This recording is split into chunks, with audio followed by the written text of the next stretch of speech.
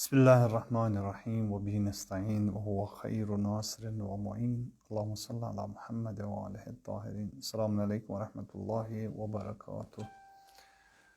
تفسیر قرآن کے سلسلے میں ہماری گفتگو شروع ہو چکی ہے سورہ حمد کے بارے میں، اور سورہ حمد کے حوالے سے ہم نے پچھلے درس میں بھی اس چیز کی طرف اشارہ کیا تھا کہ سورہ حمد کے مختلف القاب ہیں، مختلف نام ہیں، اور ہر نام کا ایک سبب بھی ہے، کچھ سر ہے اس کے جس کی طرف ہم نے اشارہ بھی کیا تھا۔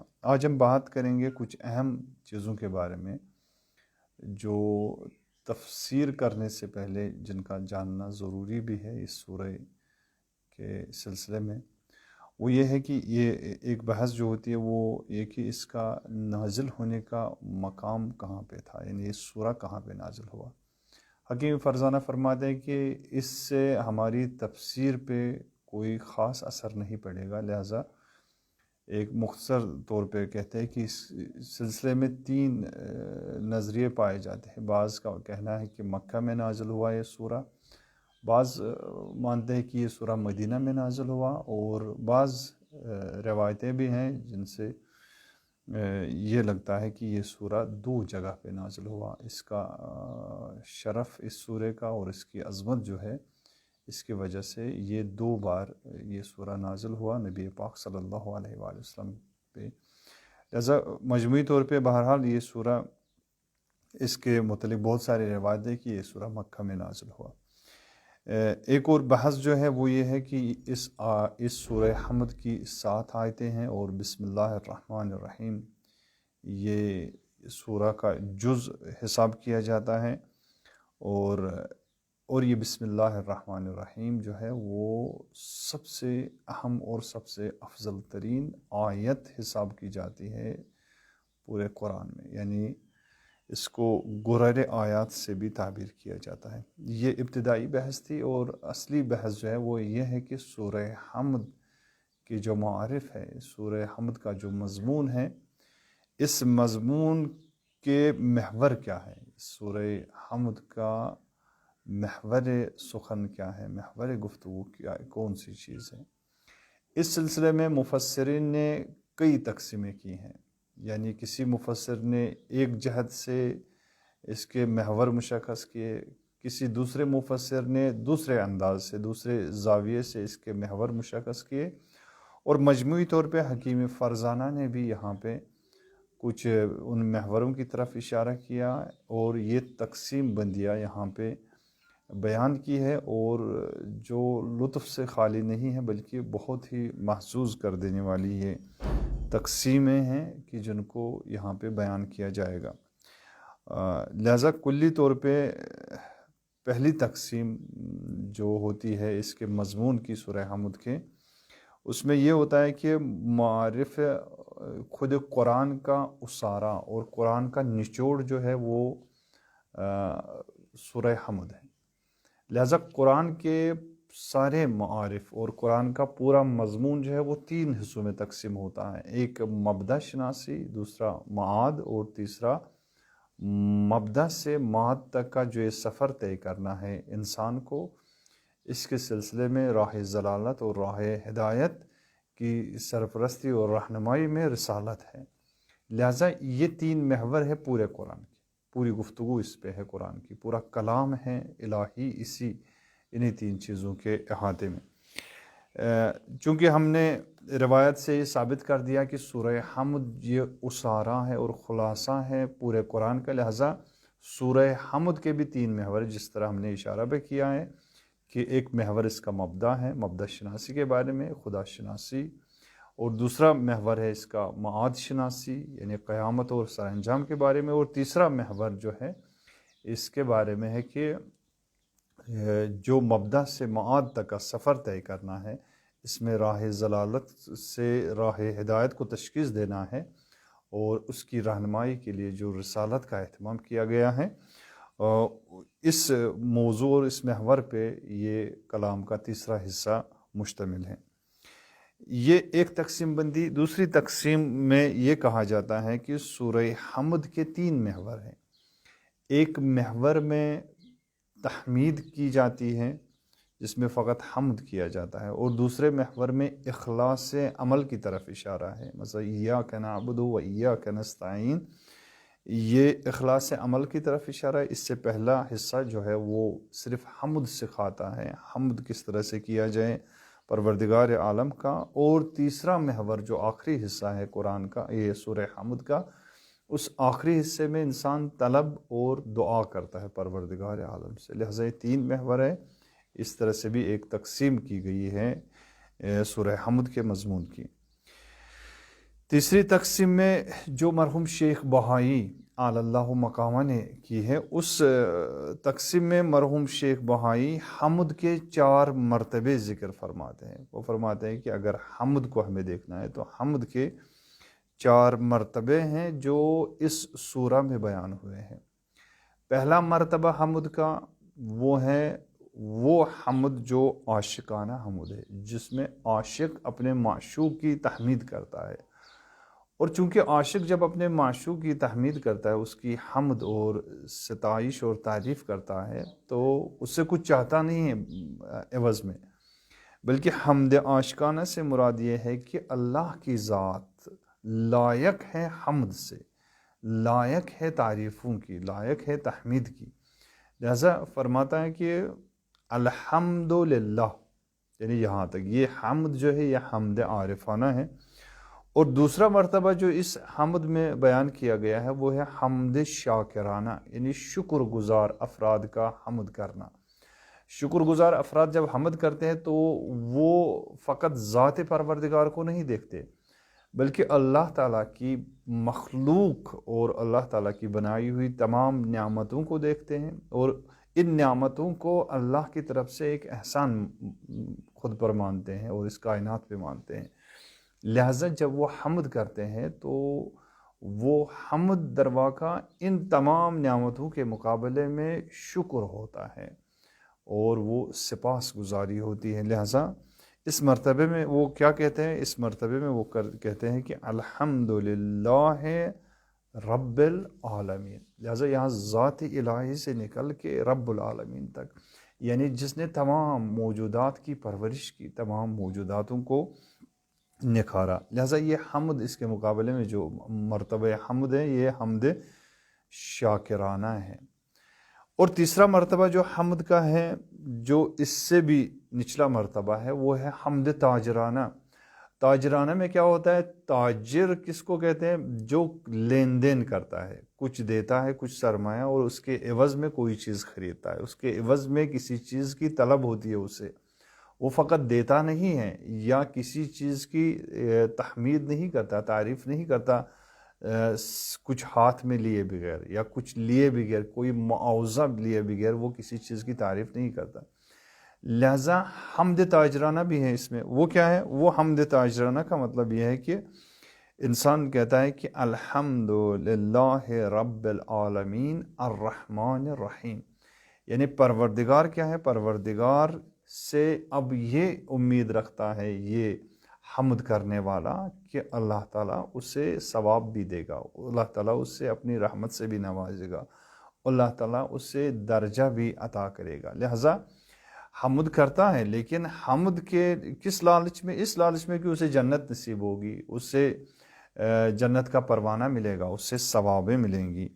لہٰذا یہ بھی حمد کا ایک درجہ ہے جسے حمد تاجرانہ کہا جاتا ہے۔ شیخ بہائی فرماتے ہیں کہ چوتھا درجہ جو سب سے نچلا درجہ ہے اس حمد کا، وہ ہے حمد غلامانہ، انہیں غلاموں کا حمد کرنا ہے۔ غلام کیا کرتا ہے؟ غلام کو ہمیشہ اپنے آقا سے یہی ڈر رہتا ہے کہ کہیں اس کی لغزش پہ، اس کی سرزنش پہ آقا اس کی مثلا مذمت نہ کرے، یا اس سے ڈانٹے نہ، یا اس سے کوئی عقاب نہ کرے۔ لہٰذا چوتھے مرحلے میں یہ جو حمد ہے اس میں انسان جب پروردگار کی حمد کرتا ہے تو اس میں اللہ کے عذاب سے خوف جو ہوتا ہے، اس خوف سے بچنے کے لیے، اس عذاب سے بچنے کے لیے انسان حمد کرتا ہے۔ لہٰذا کہتا ہے الحمدللہ رب العالمین الرحمن الرحیم مالک یوم الدین، یعنی مالک یوم الدین، یعنی وہ دن جس دن سب کی مثلا جس نے بھی کوئی برائی کی ہوگی اس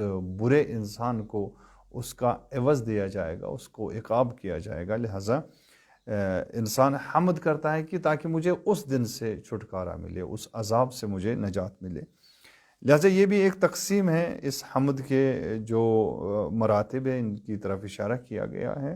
پس عاشقانہ حمد صرف لائق ذات الہی، دوسرے مرحلے میں شاکرانہ حمد ذات الہی کے ساتھ ساتھ اللہ کی نعمتوں کو بھی گنا جاتا ہے، تیسرے مرحلے میں تاجرانہ حمد جس میں اللہ سے جنت کی امید اور ثواب کی امید کے عوض میں حمد کی جاتی ہے اللہ کی، اور چوتھا مرتبہ جو ہے وہ غلامانہ حمد، اس میں اللہ کے عذاب کے خوف سے انسان اللہ کی تحمید کرتا ہے، اللہ کی تعریف کرتا ہے۔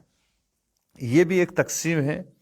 اور چوتھی تقسیم جو سورہ حمد کی گئی ہے وہ ایک حدیث قدسی کی بنا پہ یہ تقسیم کی گئی ہے۔ حدیث قدسی کی بنا پہ جو یہ تقسیم کی گئی ہے، اس حدیث قدسی میں پورے فاتحۃ الکتاب یعنی سورہ حمد کو 2 حصوں میں تقسیم کیا گیا ہے۔ ایک حصہ اللہ سے مربوط ہے اور دوسرا حصہ وہ اللہ کے بندے سے مربوط ہے۔ پہلے حصے میں کیا ہوتا ہے؟ پہلے حصے میں اللہ تعالیٰ اس بندے کو سکھاتا ہے حمد کرنے کا طریقہ اور ادب، یعنی پہلے مرحلے میں سکھاتا ہے کہ کس طرح سے وہ اپنے، یعنی پہلی 5 آیتیں جو ہے 5 آیتوں میں یہی سکھایا جاتا ہے اس کو کہ حمد بجا لانے کا ادب کیا ہونا چاہیے انسان کے پاس۔ اور دوسرے حصے میں یہ سکھایا گیا ہے کہ بندگی کا اظہار کرنے کا طریقہ اور طرز کیا ہونا چاہیے، اور جیسے مثلا انسان دعا کرتا ہے اور اس کے بعد طلب کرتا ہے پروردگار سے۔ لہٰذا ایک طرف خدائے سبحان اور خدائے متعال کی تحمید ہوتی ہے، اور دوسرے محور میں بندہ اپنی عاجزی کا اور اپنی بندگی کا اظہار کرتا ہے، یہی سکھایا جاتا ہے۔ اس حدیث قدسی میں آیا ہے کہ قسمت فاتحۃ الکتاب بینی و بین عبدہ، کہ میں نے، اللہ تعالیٰ فرماتا ہے کہ میں نے فاتحۃ الکتاب یعنی سورہ حمد کو اپنے اور اپنے بندے کے درمیان تقسیم کیا، 2 حصے کیے اس کے، فنصفھا لی، اس کا نصف میرے لیے ہے، ونصفھا لعبدی، اور اس کا آدھا حصہ وہ میرے عبد اور میرے بندے کے لیے ہے۔ لہٰذا سورہ حمد کو اس حدیث قدسی کی بنیاد پہ 2 حصوں میں اور 2 محور پہ تقسیم کیا جاتا ہے، ایک اللہ سے مربوط ہے اور دوسرا حصہ اللہ کے بندوں سے مربوط ہے۔ ایک اور تقسیم بندی بھی ہے، اس تقسیم بندی میں سورہ حمد کا خلاصہ جو ہے وہ یہاں بھی 2 حصوں میں تقسیم کیا جاتا ہے۔ ایک حصے میں حمد و سفاس، اس کی نعمتیں جو اس نے دی ہے اس کی نسبت کی جاتی ہے، یعنی اللہ تعالیٰ نے جو نعمتیں دی ہیں ان نعمتوں پہ شکر گزار ہونا، ان نعمتوں پر حمد بجا لانا، یہ ایک حصے میں دکھایا گیا ہے۔ اور دوسرے محور میں اللہ کی یعنی مستقبل میں اللہ کی رحمتیں جو نازل ہوں گی، ان نعمتوں کے لیے اللہ سے درخواست کرنا، مدد کی، اللہ سے مدد کی درخواست کرنا ان نعمتوں کے مقابلے میں جو نعمتیں آئندہ آنے والی ہیں، جو نعمتیں آئندہ نازل ہوں گی اس کے حوالے سے۔ لہٰذا یہ بھی ایک تقسیم ہے کہ جو انجام دی گئی ہے۔ اس کے بعد ایک اور تقسیم ہے جو صدر المتعلحین مرحوم ملا صدرہ نے کی ہے، اور مرحوم ملا صدرہ نے بڑی ایک دلچسپ انداز میں یہ تقسیم کی ہے۔ وہ فرماتے ہیں کہ اگر نماز میں جب سورہ فاتحۃ الکتاب کی تلاوت کی جاتی ہے، یہ قرأت کی جاتی ہے، تو اس کے ساتھ ایک مقدمہ بھی اضافہ کیا جاتا ہے۔ اس مقدمے کو جوڑ کے 8 حصے بنتے ہیں پورے سورہ حمد کے، یعنی 7 آیتیں تو ہیں ہی پہلے سے ہی، اور اس کے علاوہ جو مقدمہ ہم نماز میں پڑھتے ہیں تو اس سے 8 حصے بنتے ہیں اس کے، اور 8 مضمون بنتے ہیں، اور یہ 8 مضمون جو ہے یہ درواقع ہر ایک جو مقدمہ ہے، ہر ایک ذکر جو ہے وہ درواقع جو جنت کے 8 دروازے ہیں ان 8 دروازوں میں داخل ہونے کا طرز ہے، طریقہ ہے۔ وہ فرماتے ہیں مثلا پہلا دروازہ جو کھولا جاتا ہے، نماز گزار جب نماز کا آغاز کرتا ہے تو پہلے کہتا ہے کہ وجہت وجہی للذی فطر السماوات والارض. تو پہلے مرحلے میں انسان کیا کرتا ہے؟ پہلے مرحلے میں یعنی در معرفت کو کھول دیتا ہے. در معرفت کو جب کھول دیتا ہے تو وہ بہشت میں وارد ہوتا ہے. جب بہشت میں وارد ہوتا ہے تو پہلا ذکر وہ کیا کرتا ہے؟ پہلا ذکر وہ بہشت میں وارد ہونے کے وقت یہ کرتا ہے کہ بسم اللہ الرحمن الرحیم. لہذا یہ دوسرا دروازہ ہے جسے در ذکر کہا گیا ہے. اور تیسرا دروازہ جو بہشت کا کھولتا ہے جنت کا وہ در شکر ہے. اس میں شکر گزار ہوتا ہے. وہ کہتا ہے کہ الحمدللہ رب العالمین. اور چوتھا دروازہ جو کھولتا ہے وہ در رجا ہے، امید ہے انسان کو. وہ کیا ہے؟ وہ ہے الرحمن الرحیم. پروردگارہ تو کریم بھی ہے، تو رحیم بھی ہے، تو رحمان بھی ہے. لہٰذا اسے در رجا یا در امید کھولتا ہے. اور پانچواں وہ در خوف ہے، اس کو کھول دیتا ہے. ذکر کس ذکر سے؟ مالک یوم الدین. پروردگارہ میں گناہ گار ہوں، میں نے برائیاں کی ہے، لیکن مالک یوم الدین، قضا اور قضاوت آپ کے ہاتھ میں، تو ہی جو ہے حکم کرنے والا ہے، حکم سنانے والا ہے. اور چھٹے مرحلے میں در اخلاص کو کھول دیتا ہے. کس ذکر سے؟ جب یہ ذکر کہتا ہے ایاک نعبد و ایاک نستعین، کہ فقط تو ہی لائق ہے عبادت ہے اور تو ہی لائق ہے اس چیز کے کہ میں تجھ سے ہی مدد مانگوں. اور ساتویں مرحلے میں در دعا، یعنی دعا اور تضرع کا دروازہ کھول دیتا ہے جب کہتا ہے کہ اہدنا الصراط المستقیم. اور انتہا میں اور اختتام پر اقتداء بر روح پاک، یعنی ان ارواح اور ان ہستیوں سے اقتداء کرنا اور ان ہستیوں کے ساتھ اپنی روح کو منسلک کرنا جو ہستیاں پاک ہے، جو مطہر ہیں، جن پہ نعمتیں نازل ہوئی ہیں. ان کے اس دروازے کو کھولنا اور ان سے تمسک حاصل کرنا. جب انسان کہتا ہے، اس آیت کی تلاوت فرماتا ہے صراط الذین انعمت علیہم، یعنی یہ ساری ذکر جو ہے، یہ سارے جو اوراد ہیں یا جو ساری آیتیں ہیں، تو اس کے ذریعے سے انسان کس مرحلے تک پہنچنا چاہتا ہے؟ در واقع اس اعلیٰ مدارج اور مراتب کو طے کرنا چاہتا ہے. یہ کلی طور پہ حکیم فرزانہ نے اس کی طرف اشارہ فرمایا کہ سورہ حمد کی جو تقسیم بندی کی جاتی ہے، یا اس کے مضمون یا کلام کے جو اس کلام کا جو محور ہے، اس کو ان کئی زاویوں سے ہم تقسیم کر سکتے ہیں. خود حکیم فرزانہ کی کیا رائے ہے اس سلسلے میں؟ خود حکیم فرزانہ فرماتے ہیں، علامہ کا کہنا ہے کہ اس آیت کا ہدف جو ہے وہ تین، یا اس آیت کا مضمون تین حصوں پر مشتمل ہے. ایک یہ کہ اللہ تعالیٰ اس سے تحمید، یعنی حمد کرنے کا اور حمد بجا لانے کا ادب سکھاتا ہے. دوسرا یہ کہ بندگی کے اظہار کا طریقہ سکھاتا ہے، یعنی ایک تو کس طرح سے انسان حمد بجا لائے اللہ تعالیٰ کا، یہ انسان کو پتہ نہیں تھا، لہذا سورہ حمد سے سیکھ جاتا ہے. کس طرح سے انسان اپنی بندگی کا اظہار کرے، اور وہ اظہار بندگی جو کمال تک ہو، جس میں کمال ہی کمال پایا جاتا ہے. لہذا اس طریقے کو استعمال کیا جاتا ہے جب اس بندگی کا اظہار کیا جاتا ہے. تو یہ دوسرا محور. اور تیسرا محور اس میں یہ ہے کہ اللہ سے ہدایت مانگنا اور اللہ سے مدد کی درخواست کرنے کا طریقہ کیا ہونا چاہیے، یہ بھی اس سورہ میں سکھایا گیا ہے. لہذا تین محور ہے علامہ فرزانہ آیت اللہ جوادی عاملی حفظہ اللہ تعالی علیہ کی نگاہ میں، کہ یہ تین محور اس سورہ حمد میں پائے جاتے ہیں. ایک یہ کہ حمد بجا لانے کا ادب انسان سیکھتا ہے، دوسرا ایک کہ بندگی کا اظہار کرنے کا طریقہ سیکھتا ہے، تیسرا ایک کہ اللہ سے ہدایت مانگنے اور مدد کی درخواست کرنے کا طرز سکھایا جاتا ہے. لہذا یہ تین چیزیں اس میں پائی جاتی ہے جو علامہ فرزانہ نے یہاں پہ بیان کیے. پھر اس کے بعد ایک اور بحث کی طرف اشارہ کیا ہے علامہ نے، یعنی جب محور بیان کیے، محور بیان کرنے کے بعد پورے سورہ کو، پورا سورہ جو ہے سورہ حمد کا، یہ پورا سورہ، اس میں ایک انسجام پایا جاتا ہے. ایسا نہیں ہے کہ ایک آیت دوسری آیت سے کٹی ہوئی ہو، یا ایک آیت کا مضمون دوسری آیت کے مضمون سے نہ ملتا ہو.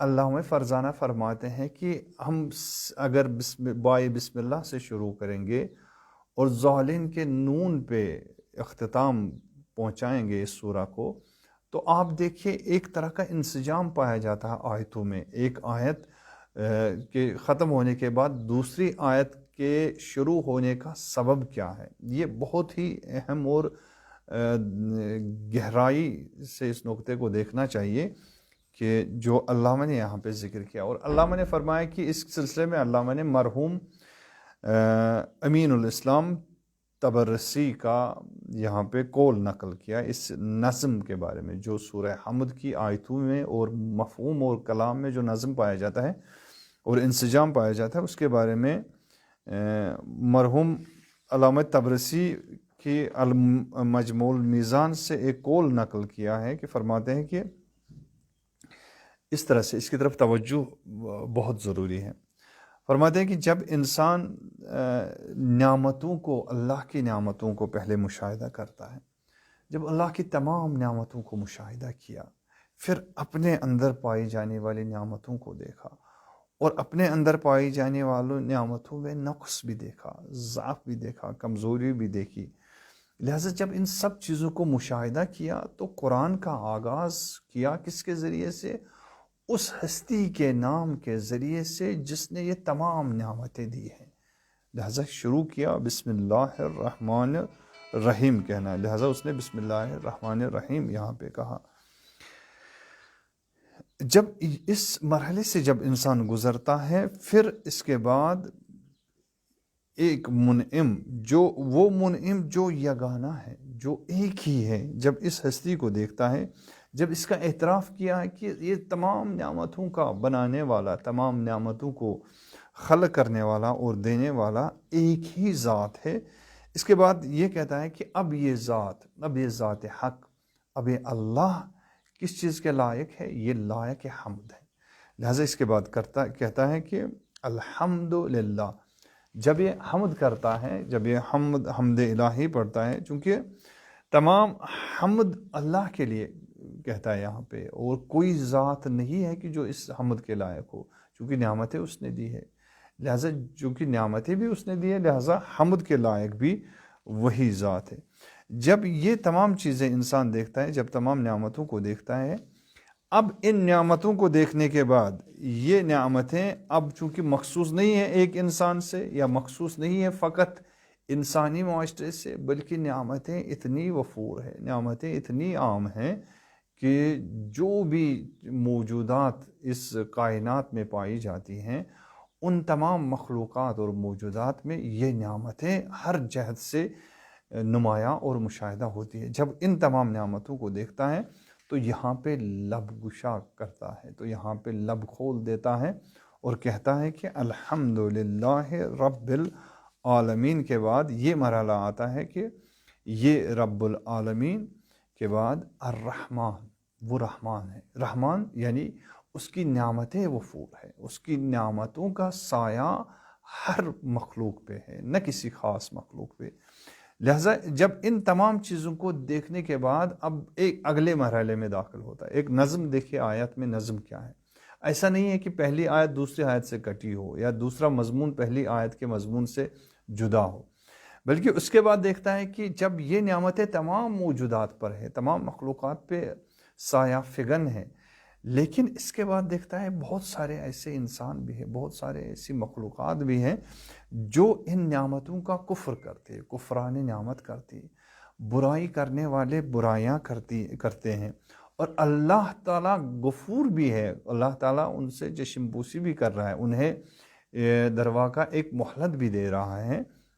جب ان سب چیزوں کو مشاہدہ کرتا ہے تو اپنی زبان دوبارہ کھول دیتا ہے اور اپنی زبان سے یہ جملہ جاری کرتا ہے الرحیم. یعنی اب یہ رحمت کا دروازہ اب یہ تھوڑا تھوڑا کم ہوتا جا رہا ہے، چونکہ اب گناہگار اس سے جدا ہو رہے ہیں، اب اس سے جو ان نعمتوں کا کفر کرتے ہیں وہ اس سے جدا ہو رہے ہیں۔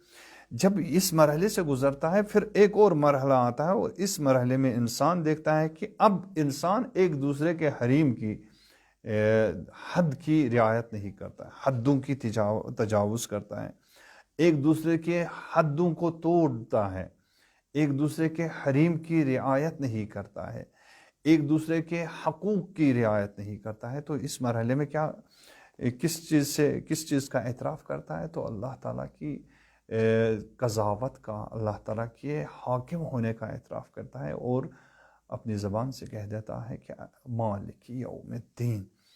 علامہ فرماتے ہیں کہ اس کے بعد جب یہ سارے مراحل، ان سارے مراحل کو طے کرنے کے بعد، جب اس نے اتنی معرفتیں دیکھی، معرفت رحمان، معرفت رحیم، معرفت نعمت الہی، معرفت حمد، جب یہ تمام مراحل کو طے کرتا ہے تو تمام چیزوں کو دیکھنے کے بعد بس اب کیا ہوتا ہے؟ اب یہ دیکھتا ہے کہ ان تمام موجودات میں، اس تمام پوری کائنات میں، اور تمام کائناتوں کے جو جتنے بھی عالمین ہیں، جب سب کو ملاحظہ کرتا ہے تو اسے فقط ایک ہی ذات دکھائی دیتی ہے کہ جو لائق پرستش ہے، جو لائق عبادت ہے، لہذا فوراً کہہ دیتا ہے ایاک نعبد، یعنی فقط تو ہی ہے جس کی میں پرستش اور عبادت کر سکتا ہوں۔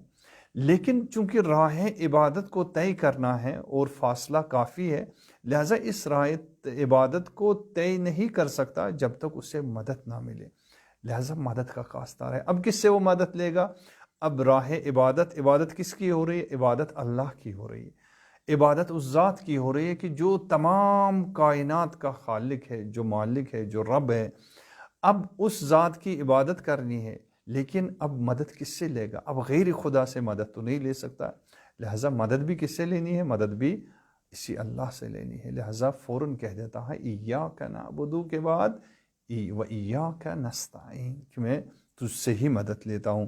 اور اس کے بعد جب اللہ سے ہی مدد کا طلبگار ہوتا ہے، دیکھتا ہے کہ اب اس راستے کو طے کرنا ہے، عبادت کا راستہ ہے، بندگی کا راستہ ہے، مدد جو ہے وہ اللہ تعالیٰ سے مل رہی ہے، لہٰذا لیکن اس راستے میں جو چلنے والے سالک ہیں، جو راہ رو ہیں، وہ فراوان ہے، وہ مختلف ہے، کبھی بھڑک جاتے ہیں، کبھی ادھر جاتے ہیں، کبھی ادھر جاتے ہیں، سیدھے راستے پہ بہت کم چلنے والے افراد ہوتے ہیں، لہٰذا فوراً دعا کے لیے ہاتھ اٹھاتا ہے، اہدنا الصراط المستقیم۔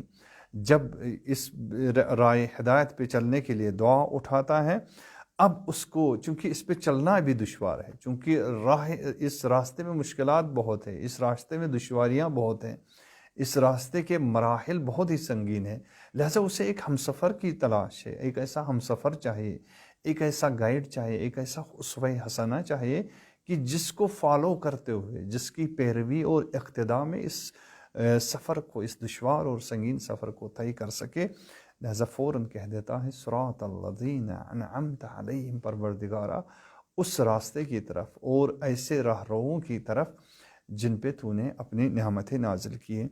جب یہ احساس اس کے اندر پنپنے لگتا ہے اور وہ اپنے ہم سفر کا تقاضا کرتا ہے، اب اس راستے کو وہ طے کر سکے، کبھی اب اس کو رفیق بننا ہے، اس کے ہم سفر چاہیے، ہم سفر اس کو وہ ہے جس پہ نعمتیں نازل ہوئی، تو کہیں ایسا نہ ہو کہ کوئی غیر بھی آ جائے، کوئی ایسا شخص بھی آ جائے، کوئی ایسا ہم سفر بھی آ جائے، کوئی ایسا رفیق بھی مل جائے کہ جو اس راستے کے لائق نہ ہو، لہذا فوراً کہہ دیتا ہے کہ غیر المغضوب علیہم ولا الضالین، کہ ان لوگوں کو میرا ہم سفر نہ بنانا، یا مجھے ان لوگوں کا اقتداء کرنے والا اور پیروی کرنے والا نہ بنانا جو تیرے راستے سے بھٹک چکے ہیں، جو اس راہ عبادت اور راہ سلوک کو طے نہیں کر پاتے۔